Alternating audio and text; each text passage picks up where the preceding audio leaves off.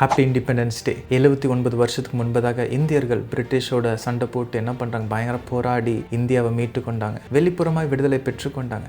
ஆனால் உள்ளார்ந்த இருதயத்தில் விடுதலை பெறல இன்னும் அநேகர். நான் என்ன சொல்கிறேன்னு சொல்லி நீங்கள் கன்ஃபியூஸ் ஆகலாம். நான் சொல்லுகிற ஒரு காரியம் என்னென்னா, இன்றைக்கி அநேகர் பாவத்தில் சிக்கி கொண்டு இருக்கிறாங்க, அடிமைத்தனத்தில் இருக்கிறாங்க, சாபங்கள் அவங்க வாழ்க்கையில், குடும்பத்தில், இதில் எல்லாவற்றிலிருந்து விடுதலையாக்குவதற்கு மனுஷர்களால் யாராலையும் முடியாது. ஆனால் ஒருவரால் முடியும். அது யாருன்னா இயேசு கிறிஸ்து. இயேசு கிறிஸ்து இந்த உலகத்திற்கு வந்தார். பாவிகளை மீட்பதற்காக, சாபங்களை முறியடிப்பதற்காக இயேசு கிறிஸ்து இந்த உலகத்திற்கு வந்தார். உங்கள் வாழ்க்கையில் இருக்கிற எல்லா பாவத்திலிருந்து உங்களை விடுதலையாக்குவதற்கு அவருக்கு ரொம்ப ஈஸி. இன்னைக்கு உங்களோட வாழ்க்கையை இயேசுவுக்கு கொடுத்துருக்கிறீங்களா? சிந்திச்சு பாருங்க. இயேசப்பாவுக்கு உங்கள் வாழ்க்கையை கொடுங்க.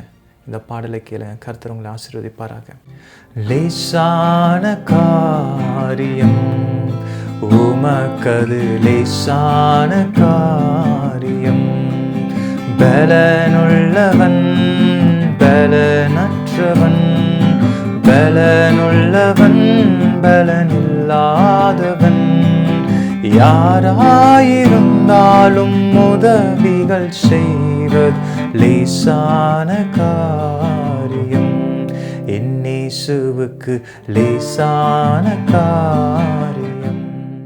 அன்புள்ள தகப்பனே, பிதாவை நன்றியோடு துதிக்கிறோம், ஸ்தோத்திரிக்கிறோம் ஏசப்பா. இந்த நாளில் தகப்பனே, இந்தியர்கள் விடுதலை நாளாக கொண்டாடுகிறாங்க தகப்பனே. ஆனால் இன்னைக்கு அநேகர் பாவத்திலிருந்து விடுதலை ஆகாத படிக்க இருக்கிறாங்க ஏசப்பா. இன்னைக்கு யாரெல்லாம் ஆண்டவரே தகப்பனே இருதயத்தில் உண்மை ஏற்றுக்கொள்ளுகிறாங்களோ அவங்க வாழ்க்கையில் ஒரு விடுதலை தாங்க தகப்பனே. பாவத்திலிருந்து, சாபத்திலிருந்து விடுதலை தரும்படி ஆட்சேபிக்கிறேன் ஏசப்பா. இது உம்மால் மாத்திரமே கூடும் தகப்பனை. எங்களை தாழ்த்தி ஒப்பு கொடுக்கிறோம். ஏசு கிறிஸ்து முன் ஜெபிக்கிறோம் ஜீவனால தகப்பனே. ஆமென், ஆமென், ஆமென்.